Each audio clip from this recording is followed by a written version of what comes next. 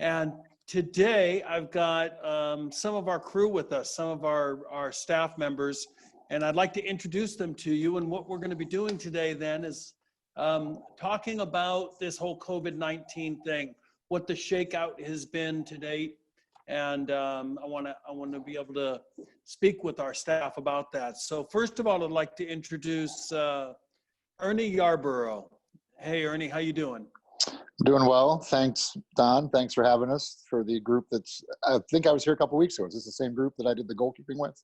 Yeah, but this is going out all over the world. So great. Ernie, I'm gonna have you introduce yourself real quick. Sure. My name's Ernie Yarborough. I was a college player myself a long time ago in the 90s. Worked at Indiana University, University of Michigan, UAB, and Xavier and University of Wisconsin in Division I, and then most recently at NAIA Marion University here in Indianapolis up until last fall. Fantastic. Thanks, Ernie. And we've also got Mike Avery with us, another one of our staff members. Hey, Mike, how you doing? Hey, Don. Hey, everybody. Thanks for having me on. Mike Avery. I'm the head coach for Fort Wayne FC, which is a newly formed aspiring professional organization that was supposed to be playing in the NPSL. I think our first game was supposed to be last weekend, and like everybody else with the pandemic, that game got canceled and the season's been canceled. But we're working on next year. And so before that, I spent the last 30 years coaching in college. I worked my way up from the NAIA through Division II to Division I, ultimately working at University of Notre Dame, Louisville, and then finally the last 13 years as the head coach at Valparaiso. Fantastic. Thanks, Mike. And then we've also got Chris Cousins from England. How are you, Chris? I'm good, thank you.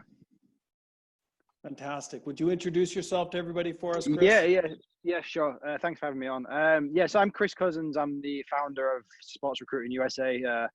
I'm the head of operations. I'm kind of Don's counterpart in the rest of the world. So he looks after North America. I look after the rest of the world. I'm a former college player. Played in England before that as a professional club. Got released. We kind of created the service because there was no one helping guys get into the college system properly. So played in college.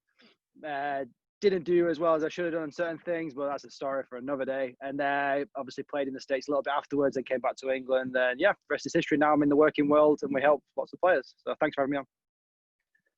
Fantastic. Okay, so guys, let's, I don't even know where to start. So about, 6 weeks ago, maybe 2 months ago now, we did a podcast on this whole coronavirus thing and what we saw, but I don't know that any of us predicted what we see happening now.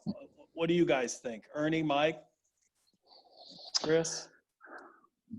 I mean, obviously the landscape is changing and I don't know what Mike's opinion will be, but probably forever changing in terms of college soccer and the impact that it's having across all levels. We've already seen a few major programs, and I say major in terms of size of school, size of conference, ability of the program to do well, dropping their men's soccer programs in the last few months. It's obviously happening at all levels, as well as the Division I level, and I think it's the beginning of something that may not stop for a couple of years, actually, once people realize the budget restrictions they'll be under. Yeah, Mike, you were of course, they couldn't blame your, Valparaiso situation on coronavirus, could they, Mike? No, our program was eliminated just before the pandemic hit. So, but it was similar in that it was probably based in budget, size of school, and the number of sports they were being offered. And so just their ability to staff and facilities and all those things that go into running a program. So similar, but not certainly related directly to the pandemic. But like Ernie said, I do think that we are going to continue to see changes that might have a lasting impact in college sports, not just college soccer, but college sports across the board. Yeah, Chris, we've had friends of ours now, out looking for jobs, I guess, right? Because programs being shut down, especially on the men's side. Is that what you're seeing more, Chris? Yeah, definitely on the men's. I think it's the whole, well, I guess, tell me if I'm wrong, but the Title IX thing. That's why the men's soccer program seems to be going. I mean, look, I'm trying to be an optimist in this whole situation. I think things are definitely going to change, but I'm looking at it as a good thing in the long run. Obviously, there's going to be a lot of people out of jobs in the short term, which is not great whatsoever. But yeah, I think this is shaking up the whole world in every industry, in every part of life. No one can hide from it. We just kind of have to adjust to it. So it's exciting to kind of follow it, and kind of we need to adjust and pivot how we do things. But yeah, it's just the men's soccer thing's kind of getting hit big time with it at the minute. Only yesterday, a program, Appalachian State, they got cancelled. So one of our incoming players is due to go there. He's obviously not going there anymore. So there's a little last minute scramble to try and place him and stuff like that. So there's little things like that. But end of the day, it's first world problems, as they say. We can get through it. Yeah. So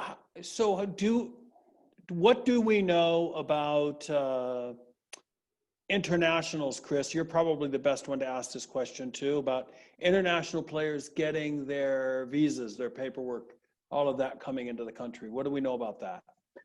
If you can find that out for me, that'd be brilliant. We don't know. Like, everyone's pretty much, I think it's going to be a last minute scramble.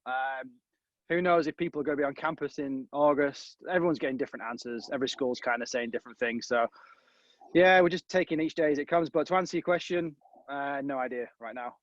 Visa situation's kind of on hold. Everyone's kind of waiting in the wings to find out. So yeah. Are there, at least in England, are they at least accepting appointments at the embassy? You know what? I need to find that out, because last time we checked, they weren't. I think there's been like special circumstances for certain things, but for like just for the student visas, I don't think quite yet. No. Okay. All right. So what does this, Mike, what do you think that this means for the class of 2021? Because I guess we should clarify, maybe what the recruiting season looks like, right? Would a college coach be done with their 2020s right now? Would they be turning for 2021s? Where would they normally be going to find their 2021s? And what do you think this virus means for that? Well, it's certainly interesting for these colleges because they are continuing to work. I know that. I've spoken to a lot of my friends that are in college coaching, and they're trying to figure out this new landscape of how they identify players and see players and then build relationships with the players that they've seen when they're not able to get in front of them in a face-to-face conversation right now.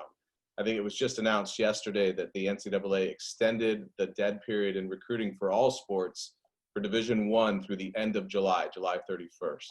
So that means they cannot have a face-to-face conversation, whether on their campus or off campus, with a prospect, and they're not going out to watch anybody play. And so it makes it interesting for sure. And they're trying to use other means to identify players. They're watching videos, they're talking to coaches, they're doing all their research, everything except for the final piece of watching the player play. Right. So how, what do you think, Ernie? Do you think that college coaches, does it look like we're saying that they're just going to sign off of video only? I think a lot of it depends on the ability for things to get back to as close to normal as we can. I think it's hard for coaches to go only on video, and the amount of money that some of these kids may have to take to impact the program. We always mention that video was a great segue into getting to know the player and wanting to see more, kind of whetting your appetite. And so I think there's going to be a lot of coaches who are very interested in the market, whether or not the market can open for them to go and view and see. I think it's going to put a premium on the player's ability to be ready when the time comes. I've had some conversations with players in our own club here in Indiana that it's going to happen real fast, that coaches are going to find out who's committed to wanting to improve and do things on their own, because you can't take the time to build your fitness, to build your way back in. Obviously timing and tactics and things are going to come as they come when you're with your group. But your technique should be as strong as possible. Your fitness should be at a level as high as you can be individually, because you're not going to have many opportunities to impress. You know, you're going to have the one or two, maybe around Thanksgiving or Christmas. And then coaches are going to start, you know, based on who they've seen, who they've built the relationships. As Mike mentioned, they're going to go to them first. And then it's just going to be a trickle down. You know, I heard a great thing about college in general, not just college athletics, but colleges in America. And, you know, the way they basically had it in tier 1, tier 2, and tier 3. And the guy said tier 1 schools, the Harvards, the Princetons, the Yales, the Stanfords, the Dukes, they're going to admit more kids off their waiting lists this year and next year, because less kids that have applied and got accepted are going to come because of this coronavirus and not knowing what's going on. Well, that then is going to trickle down into tier 2 schools, that their waiting lists are going to get more kids in. And then the tier 3 schools, they're not going to have waiting lists. And so the tier 3 schools are just simply going to lose people to these other 2 tiers. And you're going to see a lot of tier 3 type schools that he said were overpriced and, you know, competing in a market that now aren't going to have buyers. And I think you can look at it in a similar way to potentially with players and recruiting, where you have this pool up here that may get a little bit expanded based on some of the players down here. And eventually these players down here simply aren't going to be there at the end because the coaches have already picked from the first 2 pools. And so my advice is, whenever a player is ready to go with their group or their team or their event, whatever it may be, that they have to be ready. They can't think that they're going to spend 2 or 3 weeks or a month and maybe the first tournament getting their feet wet. Be ready to go. You never know who's watching. And when the calls start coming in, find out the information that you need to make your decisions, because I think decisions will be paramount. I think the sooner you can make a decision based on positive and good information, the better off people will be. Yeah. What do you say about that, Mike? I agree. I think right now it's about preparation and then being as nimble as possible, so that when things start to open up and things start to happen, and you know, one school might be able to produce an online virtual visit to the campus, whereas another school might be in a totally different region of the country and they might be able to have you in for a visit. And so you've got to just be aware and willing to do what is necessary, because that's what the coaches are going to do. The coaches are going to be sitting by the phone waiting to see, oh, there's a tournament happening this weekend. I'm bored. I want to go see soccer. I haven't seen a player play. I'm going. You know what I mean? As soon as things start to open up and people can travel, they're going to go. And so I don't think it's going to be as systematic as it used to be in years past. I think it's going to be more, this is happening, let's go. And so again, I think from a player standpoint, it's about being as prepared as you can be, get your video in order, get your profile information, your academic information, get everything ready to go and be nimble. By that, I mean be agile, ready to move when things are starting to open up. Yeah, actually, Don, just one more thing. I was in a meeting today for our club. We have returned to play next week in terms of 2 weeks of technical training, social distancing, all the things that you have to follow. And then June 15th, we're having a trial week because you're allowed to have more contact and play a bit more. And I found out in that meeting, and unbeknownst to me, I'd not even heard that this was an option, but the park we use is going to start their own league on June 15th. So they're basically, since there's no soccer being played, you know, officially, no state cups, no regionals, teams don't have a summer schedule. Grand Park here in Indianapolis, they've actually created their own league to have teams and age groups playing.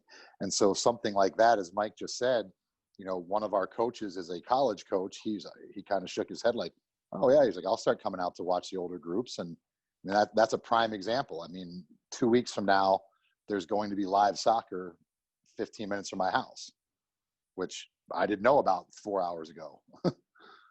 And honestly, that's kind of exciting to me, because I tell you what, as a college coach now, you don't go to watch a city league like that because the best players are out of town, right? They're playing there. They're, you know, one's traveling here, it's not like they're playing all in town together like the old days. How cool would it be for a short period of time, at least, to see all of the best players in Indianapolis, right? Playing in the same league. It'd be nice if they could pool those teams together like that. I mean, I don't know where these teams are coming from, or Yeah. I'm assuming it's going to be, kind of like a four-a-side tournament where you get the 3 or 4 buddies that play on different teams and you kind of get them together. But I mean, for regular size though, I mean, maybe you got 3 or 4 guys from 5 or 6 teams, and the high school rule here, I think you can't have more. Mike, you might know this as well, but you can't have more than 5 or 6 guys from one high school playing together anyway. And so if you have a high school age team, you probably have 3 or 4 players from 4 or 5 schools, and and they're the best kids from those schools, and then they have another team that's the B kids from those schools. So it'll be interesting to see how it shapes up. I'm just excited, as Mike said, and you reiterated, for some live soccer close to home. Yeah. Don, can I just say? Yes, say Chris. something? Of Yeah. course. I'm going to bring. I mean, that does sound awesome. Obviously, I'm outside the US, so I'm going to miss all that. But here in England, it's kind of like you can't play whatsoever. So yeah, pretty jealous of that one. Going back down to earth a little bit for the player side of things, like what we're finding with the 2021 people is, to kind of go back to the original question, we find a lot of international players especially are kind of deferring the year. So they, instead of thinking like, I'm going to go 2020, they've kind of seen this and gone, I'm going to take the gap year. So I'm going to take a year out. So that then will mean, so all these kids we're talking about who are like, yeah, you need to get fit, you need to get ready and stuff like that. You really do, because there's going to be like double the amount of people for next year trying to get into the college system. If not more, I don't know. But yeah, that's just one thing to think about. There's a lot of people who might double the intake next year. There's a lot more competition to try and get into a team. So you really do need to up your levels for next year. Yeah, that's a good point. And that kind of leads me right into the next question. I know it's all, well, some of it's rumor, some of it's not. What do we think is happening with 2020 college soccer? Ernie, Mike. I mean, Yeah. honestly, at this point, there was good news from the NCAA just this week that June 1st, teams can be back on campus training and using their facilities. So that's a positive step. Yet just yesterday here in the state of Indiana University announced a return to campus protocol that, a lot of changes in terms of how they're going to operate. Notre Dame's already done the same thing, as well as Purdue. So there's definitely light at the end of the tunnel, if you will. But nothing's set in stone until they're back on campus training and playing what is now a 25% reduced schedule on a much more regional basis, from what I understand it to be. Yeah, what else do we know? Well, CCAA, right? California Collegiate Athletic Association, which is the most of the public division, all of the public Division II schools in California, announced that they will not be playing fall sports at all. I suppose they could change their mind, right? Yeah, I mean, that seemed an early announcement, but I'm not in California right now, and so maybe it seemed right on time with what's going on there. Again, it's such a regionally based. I think every city is going through something slightly different. I'm in Indiana, like Ernie said, things are starting to open back up. Colleges in Indiana have announced their protocol to get back on campus, but I also live 45 minutes from Chicago, which is still pretty much completely locked down. And so everything is different based on where you live and what school you might be going to. I think, the college administrators that I've spoken to have about 15 plans in place for what might happen. They just don't know. And I think athletics is just going to wait and see a little bit. I do think they will do everything in their power to play some sort of a season, because they want students on campus. The business of college education needs students on campus to run. And college athletics is such a big part of that. And so I think they're going to try and play some sort of a season, but what that looks like, I think, is going to remain to be seen. Yeah, that's a big piece of it. The NCAA president came out a few weeks ago and flat out basically said, how can you have athletics without students on campus? And yes, you can have a virtual classroom, and yes, they can be technically taking college level courses. But are you going to ask your athletes to be on campus, taking that physical risk of getting sick and being around people and all those things? when you're not requiring it or mandating it of your entire student body. So as Mike said, I think the first step is to get kids on campus, which it sounds as though most of the administrations and most of the schools that I've been in touch with and hearing about are apt to do and have put in place plans to have that happen. But the summer's coming. There's a lot more people out and about now. There's a lot more lack of social distancing, as you've probably seen, at least here in the States, over the last week or two. And so what's that going to do in 2 or 3 weeks with the numbers? You know, and I think there's going to be a real reevaluation at the end of June once Memorial Day has settled in. Once the first few weeks of summer have settled in, they're going to have a very much more higher grasp on what is or isn't happening in terms of the curves and the trends and whether or not this is something they can continue to do. Yeah, I don't think you're wrong there, Ernie. I think that June and July are going to be key months towards, you know, whether our soccer players report in August or not. Well, the other issue they have is what happens when someone does get sick. I mean, at what point, I mean, because again, once someone is found out to have been sick, they've already been around their teammates for 2 weeks in a locker room, you know, in a meal, whatever it may be, a hotel, a bubble, as they call them with these other things. But now you have to retest everybody, and even testing doesn't show up for a week. Like, it's just such a conundrum of not knowing, I guess is the best way to put it, because you could go from one person being sick one day to 8 people in a team being sick in 7 days. And it just, I don't know how you manage that issue within a team, a college, an athletic department. I don't know. And again, the 15 scenarios that Mike mentioned, I'm sure have something to do with the what ifs of a professor getting sick, a custodian getting sick, an athletic trainer getting sick. It's such a wild card. Can you imagine calling your opponents and saying, hey, I got to postpone our games for 3 weeks because my whole team's sick? Well, the other issue is locker rooms, changing rooms, who's doing laundry. You know, I listen to a lot of podcasts and different things on Sirius XM soccer channels, and you know they're talking about the Bundesliga using their stadiums, and even one team using like 3 different locker rooms so they can socially distance players in a locker room. Well, I don't know about you, Mike, but I'm pretty sure Valpo didn't have 4 different locker rooms to put one team. They probably had 2 locker rooms for 2 teams. If you were lucky enough. Marion, we didn't even have a locker room. You know, we shared one under the stadium with football and a public, you know, in and out for game day. And so in that particular case, they get nothing because I'm pretty sure they won't be sharing locker rooms in and out with other teams and the high school that comes in to use the stadium. And there's so many variables that go into keeping people safe and allowing this to happen that I just wonder if certain schools are able to handle it.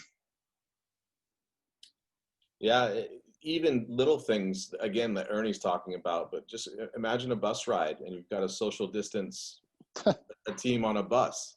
You know, my wife coaches a volleyball team with 15 players. That might be possible, but what if you're coaching a football team and you've got 100 people to transport? And so what do you have to take 6 buses now, 7 buses now to give them space? Again, there's so many things that I'm thankful in some ways that I'm not in college coaching at the moment. I'm watching it from the outside. I actually made as much as I love someone college last soccer. And how many programs in the country used to travel men's and women's together on one big bus? Right. Loads of them. 90, Several of the, yeah, sure. 80% of them probably. A lot of them. Yeah. And so how do you do that? Now you're talking, what, maybe 4 buses for 2 teams instead of 1?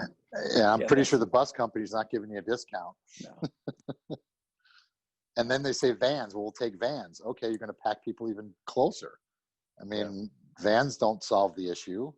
Carpooling doesn't solve an issue. I mean, even our club, one of the rules for us to re-engage next week is that carpooling is discouraged. And some kids may simply not be able to come to training because mom and dad have to go to work and the kid can't carpool. That's just... Hey, Coach Don, one of the things we heard this morning, which was hilarious from the Bundesliga, is all these things you're talking about are unbelievable, right? The buses, the this, that. And then they got everything ready. They're ready to open the doors in. The one people that we forgot about were the referees who hold the golden key, who all of a sudden you get everybody back on the field, you get everybody to show up, and the referees say, oh, by the way, we don't feel like we want to come out and ref. Until they got another 0 on their contract, probably. You got it, coach. Yeah, all those things, because referees carpool together. I mean, all these things that you think about. Yeah. So are we pretty much saying like it's impossible to do any sports, anything until this thing disappears? That's what it sounds like, right? But it's economy versus health, isn't it? I think it's the willingness of the school and the individual involved to take the risk. And that's really what it's coming down to. And, people are going to get sick. I don't think there's any getting around even going shopping. I take that risk. I mean, even my wife works at a place that reopened their patio last week and, has to help people wear masks and gloves. And, there's inherent risk in that as well. So I think that the options are to minimize the risk and to deal with the fallouts as quickly as possible, to continue to minimize the risk, to allow as much as we can to re-engage as much as possible. Because you can't stay at home forever. You can't not do things forever. Obviously a vaccine will help, but I just was watching something last night. They did a poll of something where only 51% of the people would say they'd even take a vaccine. So if a vaccine was started tomorrow, 51% of the US population is willing to take it. Well, what about the other 49%? That doesn't solve the problem. If you're not going to vaccinate everybody, it's still there. It's a crazy world. Yeah, and I'm glad we kind of did it this way. It kind of gave an insider's point of view to the logistics of running a college team and how difficult this is going to be, and especially for us that know, there are schools that are running on a shoestring budget where coaches are driving vans back at 2:30 in the morning. Oh, yeah. And it's like, well, what am I supposed to do? I've got 2 vans and how many kids do you travel? I don't know. How many can I fit into 2 vans? That's how many I'm traveling. Some weeks it's 20, some weeks it's 21. It depends if my assistant coach was sick or not, or whatever, right? It's just how it goes. And how do you do that and maintain all the social distancing rules all by beginning or middle of August? And I think the reality is coming down to the fact that it's going to be difficult, and it probably doesn't look normal no matter what you do.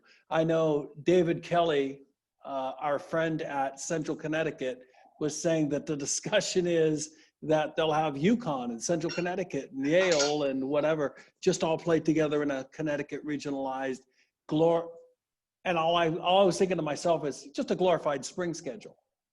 You're just doing a glorified spring schedule just to get, and if my next question to myself was, well, then does that count against that player's NCAA eligibility? Even though they got no chance to win a national title or to win a league title or nothing, is the NCAA going to take that year away from them? Now you sound like Damian Lillard with the Trailblazers. If we're not going to play for the playoffs, then why are we playing at all? I mean, that's a fair question for a guy making $5 million. Why am I going to risk getting sick if there's nothing in it at the end of the road? And I think that's a fair question for the NCAA, but they've shown a desire at least to add a year of eligibility for those spring athletes this year. Whether the schools accept that or not, or allow it or pay for it, they've let the schools decide upon that. Maybe there's a waiver. My guess would be there'd be a waiver possibility, and it'd be a case-by-case basis. That seems to be Mike. I mean, your wife is in this as well, so yeah. I mean, it's actually been impressive at how willing the NCAA has been, because that's not been my experience. Much more than usual. At siding on the side of the athlete and what's best for them, and so hopefully that continues. I would agree.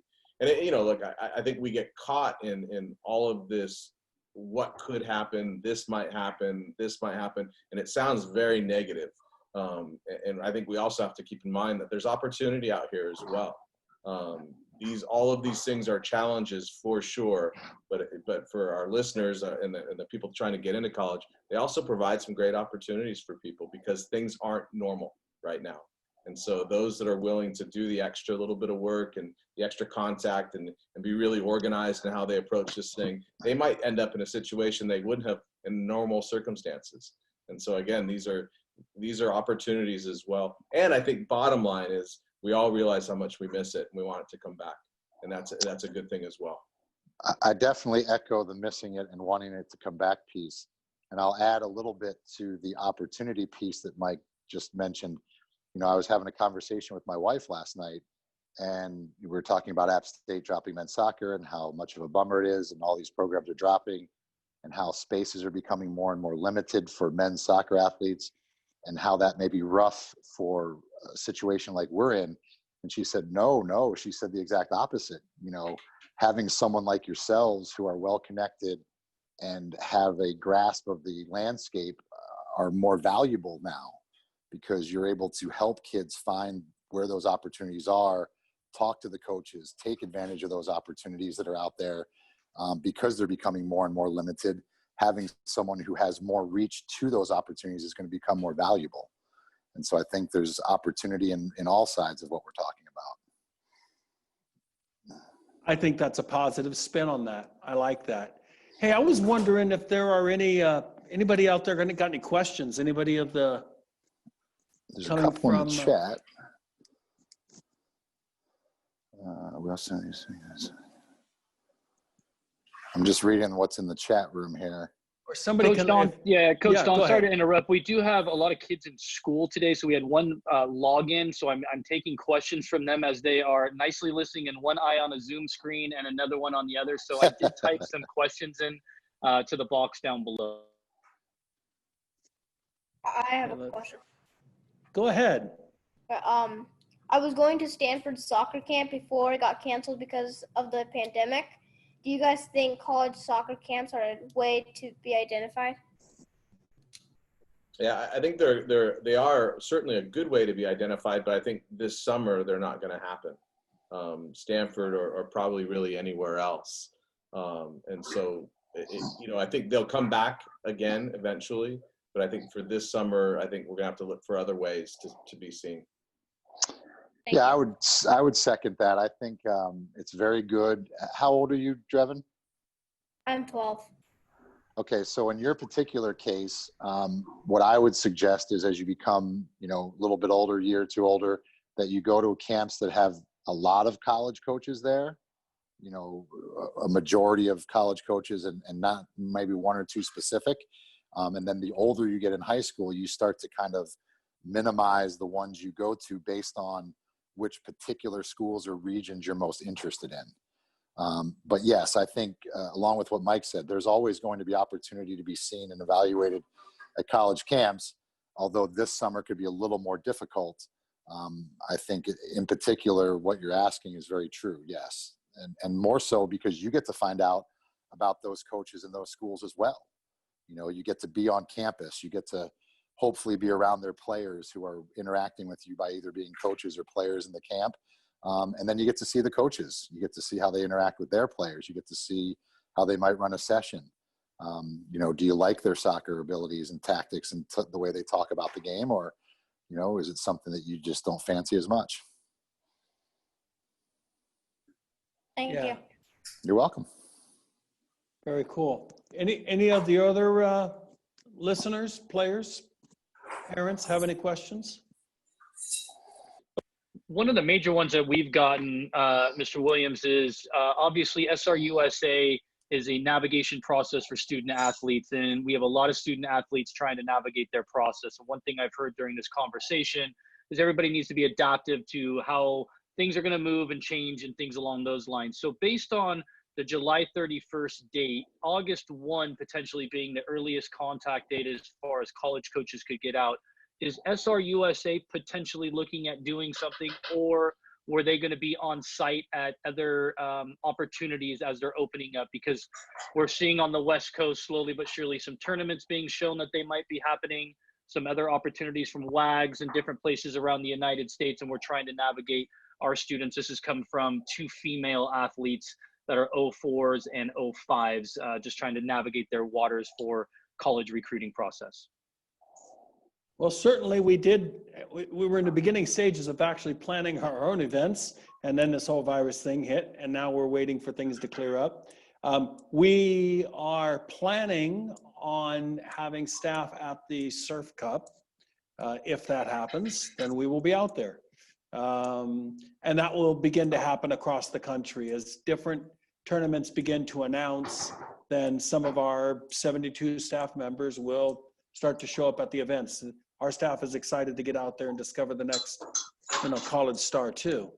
So I don't know if that answers the question or not, but. So I think what they're asking more, I think, is based on, sorry, Chris, based on the assessment, they were asking, based on your guys', all of your groups together from England to Indiana to the West Coast, based on all of your guys', brains, where do you think that would be the most sensible approach? Because as we know, all the clubs are kind of trying to figure out where they're going. And so the kids that are looking to go in, say, August or September to be looked at are trying to make a decision on what they think might be the right. Because obviously Surf Cup is great and everything, but is there something in Indiana that potentially would be, opening? Listening to this conversation, it's likely that maybe an Indiana tournament's going to happen before Los Angeles is going to happen, right? So I think that's maybe what they were gauging for opportunity-wise. Sorry, Mr. Cousins. No, I apologize for jumping in. I didn't realize you'd still talking. No, I mean, Indiana, do you guys want to answer that one? Because obviously you know more than me. I mean, I deal with the largest park that we have in the state here, and I'll certainly know more as we get together next week on a more regular basis. But as far as I know, the only thing that's been sanctioned, or not even really sanctioned, that's starting is that league that I mentioned. All state cups have been eliminated. Our club is scheduled to have some fall events. I think Labor Day is the first one. But even our contracts for next fall are based on if these things take place. And so, again, until we know the realities of what we are moving forward in the next few weeks, I can't say that there's anything specific that's set up. I mean, our club has an event scheduled for November 13th and 15th as a college showcase. I would hope that by November that can take place. Usually the high school season is taking place from August to October. And so you don't really schedule, college recruiting age type events. The club I'm with is in the new academy that's been with the MLS. So those are going to be going on as far as I know. And so that will provide an opportunity for the higher level players to be seen. And then starting in November, December, going to the more typical college type recruiting events. Yeah, I mean, can I add to that, Don? Whoever. Yeah, I mean, obviously, in-person action is the best way to recruit players. And I mean, in England, for example, it's not going to happen for a while. So we've had to adjust the company a little bit, where we can't invite people to come to a tryout. We can't go watch people play live. So video has been really important for us. So, I mean, the advice I would have is just get your video up to scratch. Like bring it, try and get hold of it. If you've got hold of it from like even the end of this last season, if you want to call it that, bring that up to speed. You never know where you're going to be able to play next. So if you want to go to college, for example, next year or the year after, you need to get hold of it and start like using that. So for example, us as a company, we've been kind of doing tryouts, but via like with video, really, I guess, if you want to look at it that way. Usually we'd see them live, but we just can't do it at the minute. So that's what a lot of college coaches are having to do at the minute. They're having to gamble on people with video and references rather than see them live. So yeah, I mean, in-person thing, yeah, it's cool, and that'll happen when it happens. But just in the meantime, just a piece of advice: just get your video going, really. Yeah, Mike, did you want to add to that? No, I totally agree. I think the two things that are probably going to be the most prevalent for the short term is watching video and talking to coaches in your network, right? And so if I'm a college coach, I'm going to watch a video. If it interests me, I'm calling that kid's coaches, club coaches, finding out as much information, then probably going back to the video again and bouncing back and forth between what I have available to me to learn as much as I can. But I agree with Chris. I think it's a good opportunity to put all your information together, your video, make sure it is as well polished as it can be, because that's what's going to be used, at least in the very short term. Yeah, Lonnie, any other questions that any other viewers had? The only other one we had on here is any updates. We had a suggestion from one of our players. They were asking from your guys' assessment, as you guys all being college coaches of different areas, as the as everything changes around the nation, maybe SRUSA becomes the go-to location for events and different things that are getting ready to happen, because you guys have a different outreach through the entire United States. And based on our conversations this morning, we know what's going to happen in, say, our region inside Southern California, and we would be able to let our players know that the county and the government has okayed for those processes to happen. So based on, Mr. Yarborough saying, hey, we work with an Indiana group inside this area. If we had 3 female players that were looking to go play in Indiana or those particular areas, we would be able to say, hey, SRUSA is not able to have an event this year, but based on their professionalism and expertise around the nation, these are the 3 or 4 college showcases that we feel are going to happen, right? We all know things are going to change no matter what, but I also know I wouldn't recommend to my players to go to a college showcase in Los Angeles in the next 2 months compared to maybe going to San Diego County, right? So those are the 2 different things that I think that they were trying to get. And Mr. Yarborough answered a very good point, but it was also based towards the boys, right? So it's a great opportunity for the MLS, but there's a huge issue in the United States with the female athletes and what's going on with the navigation process in between the ECNL, the GA, and the dancing process we continuously have in the United States. So I agree with you guys that you guys are a voice of reason for football in the United States, and you guys can collectively navigate this process for student athletes and parents that way. So I think that's what I was trying to get through from their question, is maybe from your guys' expertise that SRUSA is not going to have an event per se at this time, but based on knowing that we're going to have some 4 to 6 weeks to maybe get the kids back on the field in certain areas, that SRUSA would say, Chris Cousins knows in maybe mid-August that an event might happen here in England and potentially in Indiana here, potentially here at Surf Cup, we would be able to assess some players here, and this would be the suggestion for that. From your guys' expertise, that's what I got out of from what I had heard. So not necessarily a question, more of a statement. My apologies. No, Chris? I think he's right on. And I think your ability to share information and have a centralized point of contact or group that is able to synthesize that is important. And we're able to relate to people all over the country, and with Chris's contacts all over the world at this point, to make sure that we're maximizing those opportunities. Yeah, maybe we'll bring out some sort of, like, not service, but like kind of announcement thing where we can kind of let people know if they subscribe to it. We'll let them know what we hear straight away. Basically, maybe it's a text message saying, "Hey, we've heard there's a college showcase going on in Georgia 3 weeks on Saturday." Something like that. We can let people know. Yeah, we'll let people know about. I mean, we'll figure it out, but it's a good idea. I mean, we can kind of help people out with the connections we've got. Yeah, I think a lot of people are just looking for some leadership and some guidance, right? And I think people that are on this call, that's why they're listening to you. You guys are leadership and guidance people. And so for you guys to go into particular areas and show a COVID-19 process, to show the leadership to get back in, because Mr. Yarborough said it, people are going to get sick. It's just part of normal life and things are going to happen, but we got to be prepared to make sure that they're safe and that everybody feels okay. So young Drevin can go to Stanford in 10 years and we can all laugh about how funny this conversation was, and that he can have a pandemic crisis and solve the entire world for us. Guys, go ahead and wrap it up. Appreciate your time. Fantastic time. Thanks. Chris, Ernie, Mike, did you guys want to do a quick wrap up with me? Anything that sounds like we missed? Actually, I've enjoyed certainly listening to everybody's insight. And again, my personal opinion is that let's not focus on all the challenges. Let's focus on the opportunities and keep pushing this thing forward with optimism. That's part of this deal, is that we've got to be resilient and just keep pushing this thing forward. And if we can help, that's what we're here for. We want to help you.